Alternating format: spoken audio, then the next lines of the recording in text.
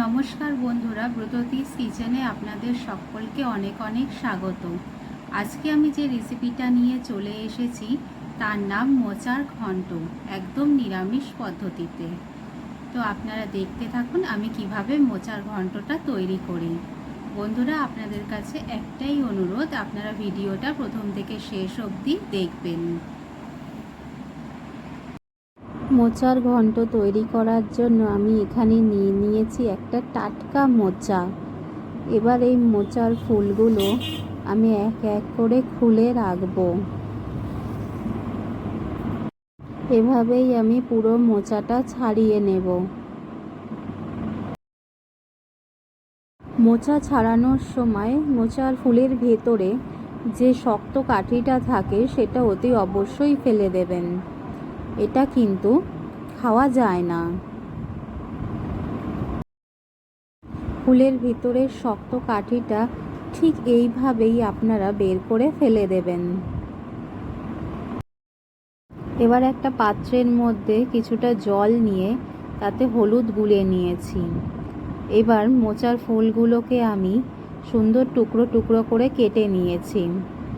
দেখবেন যেন টুকরোগুলো বেশি ছোট না হয়ে যায়, একটু বড় বড় থাকলেই বেশি ভালো হয়। এভাবেই আমি পুরো মোচার ফুলগুলো কেটে নেব। আমি এভাবেই পুরো মোচাটা কেটে নিয়েছি, দেখতেই পাচ্ছেন আপনারা।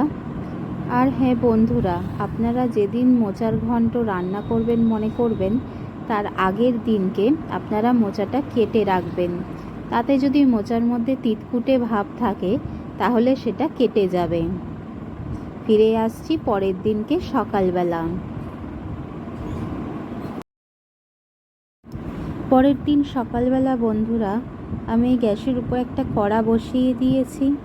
এর মধ্যে আমি দিয়ে দেব 2 মগ মতো জল। জলটা একটু ফুটে এলেই আমি এর মধ্যে দিয়ে দেব 1 চামচ মতন হলুদ। হলুদ দিয়ে মোচাটা সিদ্ধ করলে এর বাকি যে কষটুকুনি থাকে সেটুকুও বেরিয়ে যায়। মোচাটা আমি এবার ফুটন্ত হলুদ জলের মধ্যে দিয়ে দিয়েছি। এবার এটা দিয়ে আমি 5 মিনিট মতন ভালো করে সিদ্ধ করে নেব, যাতে বাকি কষটুকুও বেরিয়ে যায়।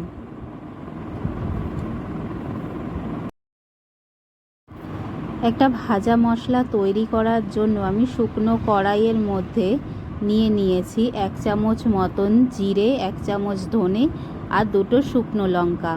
এটা দিয়ে আমি সুন্দর করে ভেজে নেব। লক্ষ্য রাখতে হবে যেন মশলাটা পুড়ে না যায়, তাতে কিন্তু স্বাদ একদম তেতো হয়ে যেতে পারে। মশলাটাকে ভেজে নিয়ে আমি সুন্দর করে এবার গুঁড়ো করে নিয়েছি।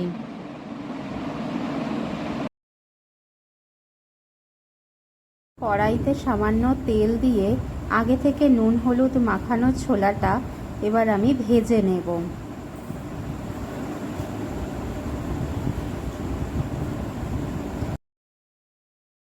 ছোলাটা সুন্দর করে ভাজা হয়ে গিয়েছে।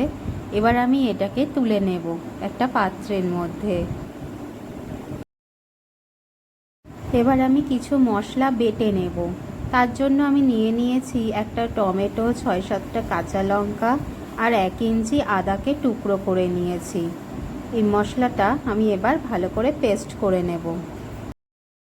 মশলাটা আমি পেস্ট করে নিয়েছি, আপনারা দেখতেই পাচ্ছেন কত সুন্দর পেস্টটা তৈরি হয়েছে। এখানে আমি 3-4টে আলুকে সুন্দর টুকরো টুকরো করে কেটে নিয়েছি। এবার এর মধ্যে আমি দিয়ে দেব 1 চামচ মতো নুন আর 1 চামচ মতো হলুদ। এটা দিয়ে আমি আলুটাকে সুন্দর করে মাখিয়ে নেব। এবার আমি কড়াইতে তেল গরম করে তার মধ্যে আগে থেকে নুন হলুদ মাখানো আলুটা এর মধ্যে এবার দিয়ে সুন্দর লাল লাল করে ভেজে নেব।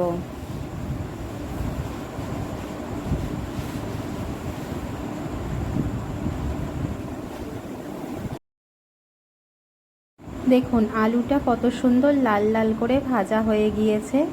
এবার আমি এটাকে একটা পাত্রের মধ্যে তুলে নেব। আলুটা ভেজে তুলে নেওয়ার পর ওই তেলের মধ্যে এবার 1 চামচ মতো জিরে দিয়ে দেব। জিরেটা আমি সুন্দর করে ভাজা করে নেব। এবার আমি এর মধ্যে দিয়ে দেব একটা শুকনো লঙ্কা, তাতে কিন্তু গন্ধটা সুন্দর হয়। এবার আমি এর মধ্যে দিয়ে দেব গোটা গরম মশলা, একটা লবঙ্গ, একটা এলাচ আর দারচিনি। এটা দিয়ে সুন্দর করে আমি মশলাটাকে নেড়ে নেব। আর একটা তেজপাতাও আমি এর মধ্যে দিয়ে দেব। মশলাটা ভাজা ভাজা হয়ে গিয়েছে। এবার আমি এর মধ্যে আগে থেকে সিদ্ধ করে চটকে রাখা মোচাটা দিয়ে দেব। দিয়ে সুন্দর করে নাড়াচাড়া করব।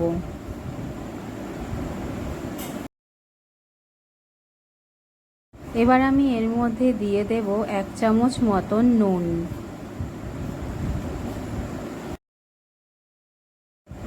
নুন দিয়ে এবার আমি মোচাটাকে সুন্দর ভাজা ভাজা করে নেব, যাতে এটা বেশ একটু লাল রং মতন হয়ে যায়। দেখুন, ঠিক এই রকম ভাবেই কিন্তু ভাজা ভাজা করতে হবে।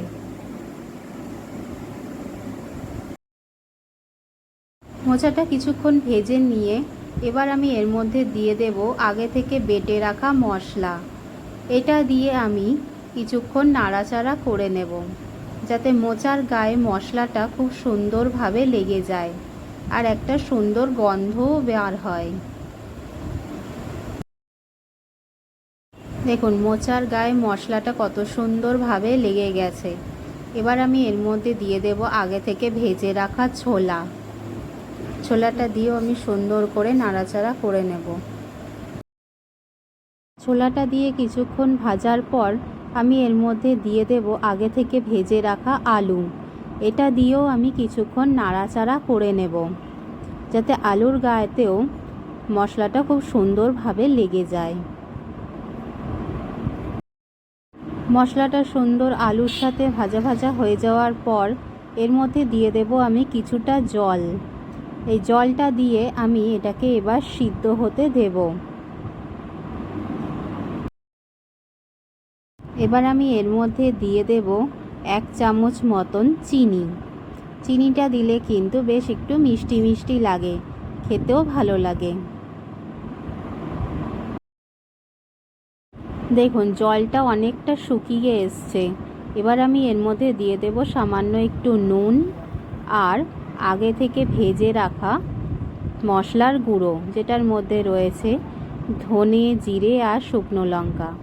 এই গুঁড়ো মশলাটা দিলে কিন্তু খুব সুন্দর গন্ধ বার হয় আর খেতেও কিন্তু খুব ভালো লাগে। এটা দিয়ে আমি সুন্দর করে মোচাটাকে নেড়ে নেব। 5 মিনিট নাড়াচাড়া করার পরেই রেডি হয়ে গেছে মোচার ঘন্ট। তাহলে আপনারা দেখলেন তো মোচার ঘন্ট বানানো কত সহজ।